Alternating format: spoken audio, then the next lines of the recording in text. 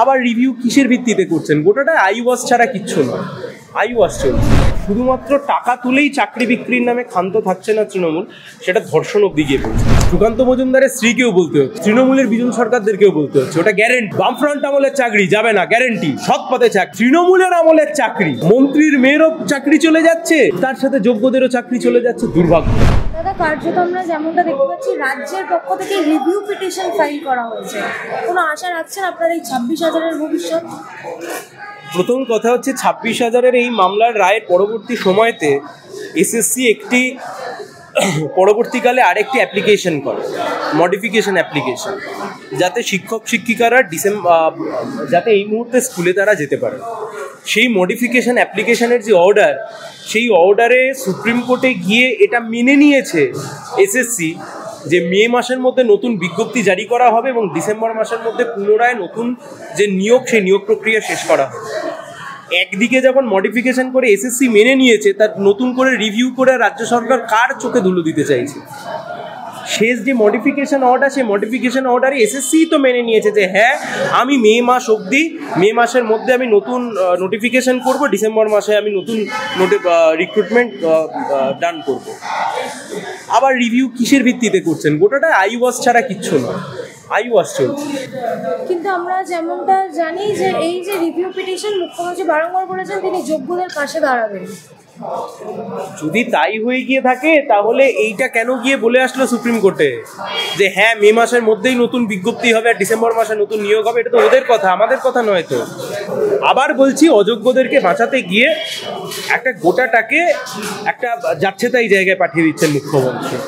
Modification অর্ডারে নিজেরাই স্বীকার করেছে, আর স্বীকার করেছে বলেই শিক্ষক শিক্ষিকাদেরকে আপাতত স্কুলে যাওয়ার জন্য অ্যালাউ করেছে সুপ্রিম কোর্ট। এই যে আপনি যেমন বললেন স্কুলে যাওয়ার জন্য যে অ্যালাউ করেছে 31শে ডিসেম্বর পর্যন্ত, তারপরেও review petition.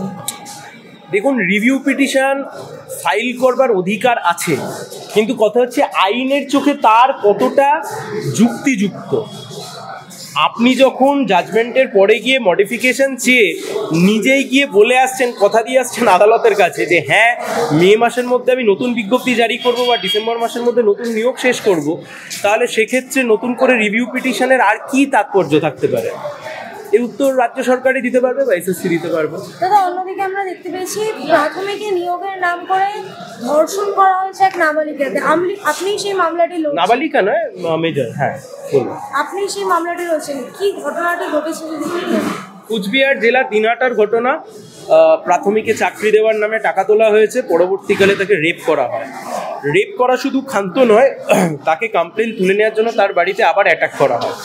Justice Amrita Sinha order দিয়েছেন, সার্কিট বেঞ্চে মামলা চলছে, এসপি প্রোটেকশন দিয়েছে, মামলা চলছে। কিন্তু এ রাজ্যের বুকে একটা নতুন করে বিষয় সামনে আসলো যে শুধুমাত্র টাকা তুলেই চাকরি বিক্রির নামে ক্ষান্ত থাকছে না তৃণমূল, সেটা ধর্ষণ অব্দি গিয়ে পৌঁছাচ্ছে। কিন্তু এই রাজ্য তাহলে তো যারা চাকরি নিচ্ছে তারাও কোথাও কি সুরক্ষিত নয় তো? আমাদের রাজ্যে তৃণমূলের আমলে সরকারি চাকরি যারা করছে তারা কি সুরক্ষিত? তারা বলতে পারবেন? আপনি খোঁজ নিয়ে দেখুন, তৃণমূল করে কিন্তু সিপিআইএম এর আমলে চাকরি পেয়েছে, তারা আজকে বুক ফুলিয়ে বলছে যে হ্যাঁ, আমার চাকরি আগে হয়েছে, এখন হয়নি। তারা তৃণমূল করেন, তারা সিপিএম করেন না, তারা লেফট করেন না, তারা তৃণমূলই করেন, কিন্তু তারাও বলছেন। সুকান্ত মজুমদারের স্ত্রী পর্যন্ত বলছেন আমার চাকরি ওই আমলে হয়েছে। তার মানে কি? ওটা একটা গ্যারেন্টি। সুকান্ত মজুমদারের স্ত্রীকেও বলতে হচ্ছে, তৃণমূলের বিজন সরকারদেরকেও বলতে হচ্ছে, ওটা গ্যারেন্টি। বামফ্রন্ট আমলের চাকরি যাবে না, গ্যারেন্টি। সৎ পথে চাকরি। তৃণমূলের আমলের চাকরি, মন্ত্রীর মেয়েরও চাকরি চলে যাচ্ছে, তার সাথে যোগ্যদেরও চাকরি চলে যাচ্ছে। দুর্ভাগ্য।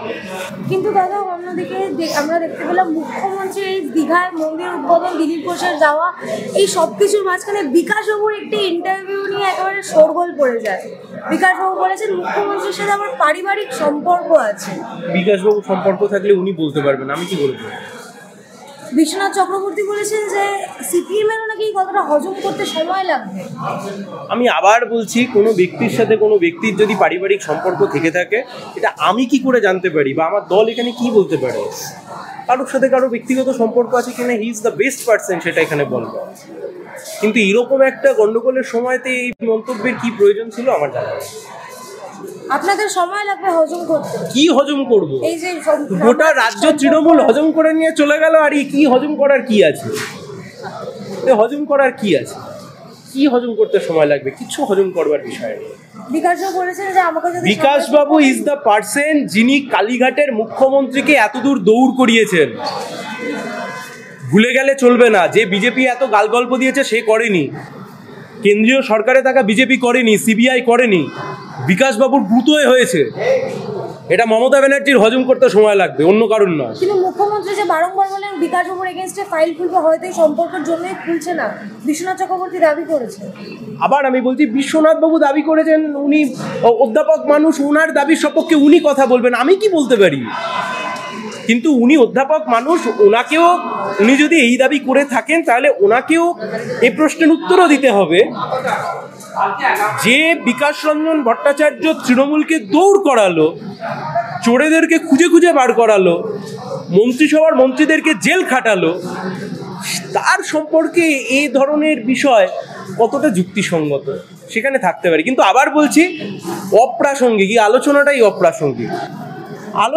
অপ্রাসঙ্গিক। দিলীপ ঘোষ দীঘাতে গেছেন RSS এর নির্দেশে, কোনো ব্যক্তি সম্পর্কের জন্য না, RSS এর নির্দেশে গেছেন। এবং সেটা আমি ইন্টারভিউটা দেখেছি, সেটা বিকাশবাবু তো বলেছেন যে হ্যাঁ, দিলীপ ঘোষ যে কারণে গেছেন সেটা তার পলিটিক্যাল আইডেন্টিটি। RSS সেই কথা বলে যে মন্দির মসজিদের রাজনীতি করব, সেই কাজ মমতা ব্যানার্জি করেছেন। দিলীপ ঘোষ গর্বের সাথে বলেছে যে আমরা বিজেপি এতদিন যে লাইনে খেলতে চাইতাম, আমরা মমতা ব্যানার্জিকে সেই লাইনে নিয়ে এসে দাঁড় করিয়েছি। It's a proud moment for us. এখানে ব্যক্তি সম্পর্ক বা ইত্যাদি আসার প্রশ্নই নেই কোথাও থেকে।